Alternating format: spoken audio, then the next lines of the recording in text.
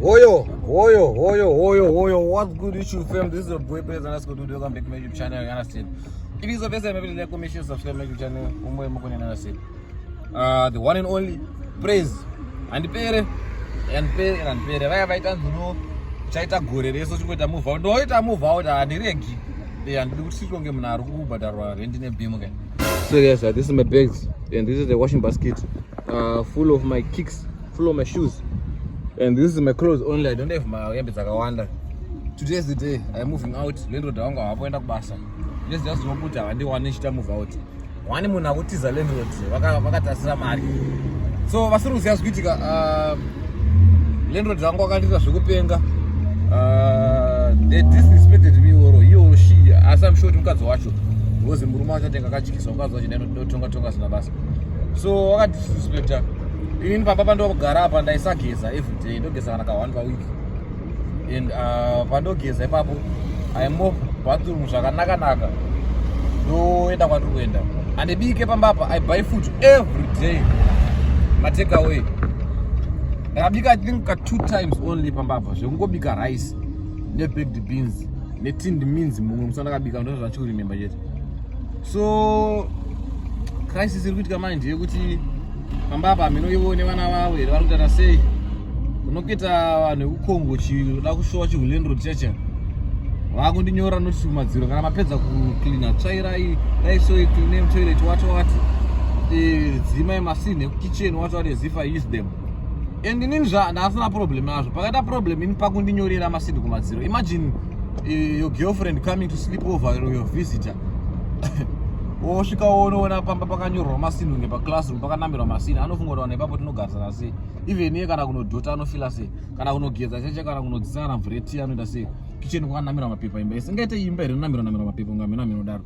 So ndo zvakandibhowa izvozvo pakandingondiudza pawhatsapp topesana everyday mupasseji vachinodhota achinaumba kwangu, but chii chakatadza kundiudza vega kuti dai so ngaticleane so because they know or they're not even sure kuti ndiri kusere musina kucleanwa toilet ndiri kusere sina kuunpluga masini kana kuti dora varanzi please close the door after you ngezivi ndiri kusiya ndadhota gasi riri kuvhara sara richidhunwa imwe mungamena mberi. Imagine man apa pandopinda mtoilet vanhu isa vari kubasa ndogeza vanhu isa vari kubasa pandogeza inini saka ndozvandibhowa navanhu angoti ha it's okay let me move out. So now I'm on my way to new apartment, new small room. I can't say an apartment ikaka small room mama zvoti kakapinda mbedha akabva katozara yatofanana nefirst room andegara naye pekutanga yaya. But yeah, let's go and see what's popping. So guys, I will show you kana chikera svika pamba pacho and I will just show you mukati and maybe I will give you a house tour nyana, but hapana chimboripo chiripo kitchen changoratidze mukaromuka kacheche netuma views 1 or 2. But vanhu vachina pakanyaita paroad mai ndakakuradza netuma views 1 or 2 vanhu vachina mupezera makuziva pamba pangu ndepapi like pandaigara mugudhutu vanhu vangu vakupaziva through chibuilding chalibertas. But yeah, it's somewhere around Cape Town, you understand? So let's get it. I'll show you when I'm there, guys. And my stuff here. Peace out. Yes, Maria Renti. So guys, if I tell you how I save this man, no shams come and say. The kind of 100 rand per day, sometimes when it's number and it's a kind. And it's more than 100 years this man. I can't tell you how much. But guys, try doing savings, please. Ndokana box rangu for iPhone chakura zepane save ramari. It's really fun. I will tell you when the better look it. Okay guys, tashika pa apartment. This is the new apartment yachona mana. Takaenda. Chakanotsuna. Okay.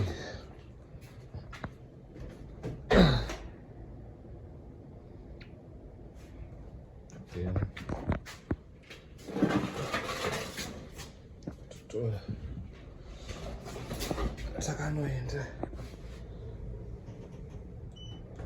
takalala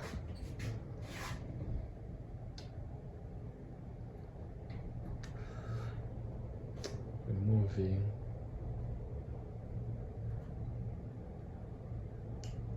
So yeah guys, ndimo muno vatinoenda muno.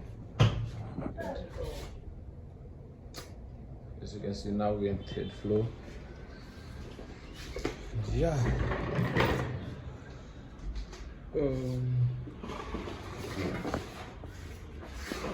ndikasvika pa3rd floor manje. So I'll catch you later. Ngaruka chandakudze room yacho ndanyanya kunaka zvayo. Room yacho ndanyanya kunaka zvayo. So ndinoshandisira at least. So you can see here, it's easier than my stairs and there. So let's go, let's get it. So guys, the room yacho.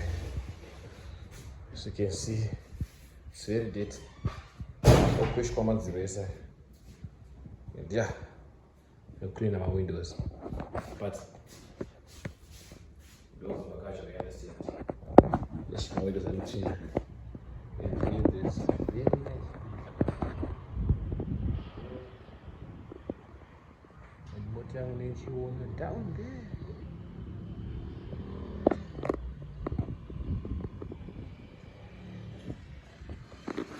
You understand? So yeah, that's tomorrow. So let's go and take the proper left. It's to the direction of the place. So, we're going downstairs, baby. Yo, we're going downstairs. You understand? So let's go. Let's see what's popping. Dream process so you talk tease over one up. Tagra mama see zvose yakumoto. Tagra makudza nero moto. So now ndataura nakumana wemarori. Ndaita rori pa indrive. Guys, kunaisaziva mana adotama zvinhu zvaeasy mazvano. You can request road pa indrive. Ndaisaziva again. You just go pakanzi freight paper. And then request kuti une masini wanga ndotakurwa chinechi yokuoffer mari yacho nemanpower zvese kumana nozitakura inokuoffer futi ipapo. So I tried for the first time. I requested the pickup. It's coming to take my bed and my wardrobe. And yeah, the guys they're gonna carry the stuff and I'm gonna lead them the way. Ndakatunga miromberi nemota yangu achichira mashure and then yeah tobaya. So right now ndikutama lenders vari kuita sekuti mari kuya nhasi ndi 31. Saka vasare vakanamira nezvimapepa zvavo zvavakandinyorera memo vose vachiverenga nevana vavo tione kana vanga vanyorera chese saka vachasara vachizvishandisa. Saka ya to all landlords vari kuverenga vari kuona this video rongekai usadotenge zipi ameno especially in South Africa munongwana uri landlord usadotenge zipi munhu akapenga siri boss obviously imbenenge siri yako ndiwo vana vanorenda dzimba dzima 20,000 wotadza kuti afforda then worendisa vamwe vanhu warendisa vamwe vanhu nawo wadoita problem wadoita zvinhu zvisina basa tinokusiya uchigara wega kubva ipapo sevakatotasira mari yangu kuti iri twava wedzera parenzi ndasati ndiri makuseni please wototiperi keshi ka usaita zvekuisa transfer vanoti ho hairi bo keshi muchawana kumana isaya kuti aringomira kuti vanhu vabude omhupuka akaenda yarasenda. So let's just hope that team rerori harinonoke kuita sei harinonoke kuuya kana team rerori rakakasika kuuya and then boom takaenda vanga vachi 30 minutes kusvika yo let's hope they won't take long man because asora matiri pana madesi vana chasvika pakuuya maitoshiya totama sei but let's see kuti zvinopera sei. Saka plan yangu ndeyekuti vakasvika chitama nokuzoti ndikuona mufesi wangu wandakanayo yawe alani handiyani kusaka zvigara panapa ini ndakubenda kumusha so ndakunogara kwaanogara kulocation kwakati chipei ndokune kuchigara zvinhu zvangu ikoko iyo sara akachigara kuno nezvinhu zvake saka amenu let's just hope kuti ndopedza kutama kusota uyandasini. Let's go, let's get it. YouTube mission successful. Abongosvika ndakaloda badness nenda zvakwadzoka pananotsva ndakamota kandagira masina angu nenda zvakatsamwa zvaizvo so vakada kunonzi kuloda nonzi badness overloaded ndangosvika ndichongosvika masina angu ndakanyarara ndazvakataura wangodedzera kuti mutipe makizi angu pamwe vanga watogara watobhuika nondena maizvo saka izvo vakamira paupstairs apo ari kudongoro chispitika mota iri kuloda cameraman tikobiridzira tikadzidza mota iri kuloda yarasiyana ende ini ndakamira pagedhi panapa ndakamirawo pagedhi panapa ndakaisa mota yangu pagedhi panapa so that gedhi harivhari so gedhi rakasenza kuti pane mota yakamira uri pane munhu harivhari understand kwatokutorawo marata imwe staff ngwanda nemota munomi hapasina chekumira takaenda marendo makasagara navo zvakanaka munosiwa makavarairwa makatemba understand. And the fun fact is like nambokudze kuti ndaro chinanga choti mangwana ndoniberi keshika saka melody amelody vachapohwana keshi bo zvakazvinzi matau zvakati oh you understand. So yeah amwana show kwenda unogara karumukati kalunch box kakashata ngeuri kuona zvako but yeah chachaira you understand kana kuona musina ashata ngekamera bit. So guys let's get it. I will show you another thing. I'm very late and I want to go to work today and it's 35 past 15 already and I think around 17 past 17 before around of us, you understand, in the work night, you understand. So make sure you stay tuned, you like the video, watch the video to the end, watch all the aids because the mari mkona mari anda time mari doruzo the mari yo video you understand. So let's go, let's get into it. Thank you.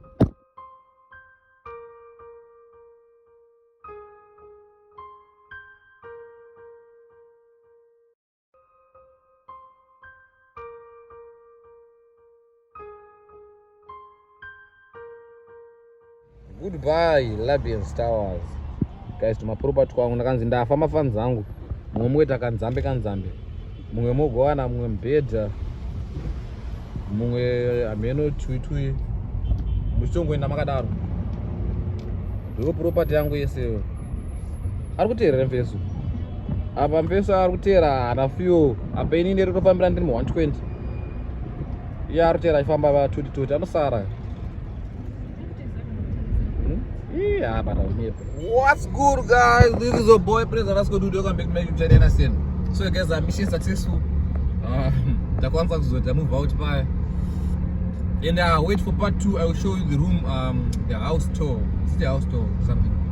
Yeah, I'll give you a house tour so that you know one of our videos in Chipeza and yeah, a win. And I don't go by I don't go see Avakashama, Avadinigana, but I just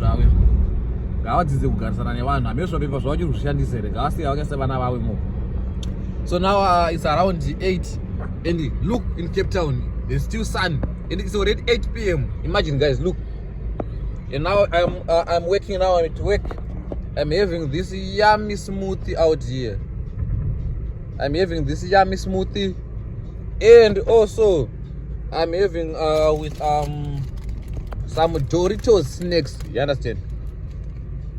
You understand? So today I bought sadza. So I wanted something different, something, you understand, something is not future for the day. So now I'm on my way to work. I'm doing Uber now, and someone just sent me a package, guys. Imagine Samsung S25. Let me see if I can show you. This is Samsung S25, guys. If you can see S25 Ultra. Someone sent it as a package. Then that guy looks like a gangster, boys. The whole body is tattoos. Yo, that's scary. But sometimes I think you just have to be honest. This is South Africa. You never know. Maybe he's the one who's following me out there, or maybe he's helping me to. Maybe I'm smuggling drugs. But I got some drugs in phone momo or out on the terror.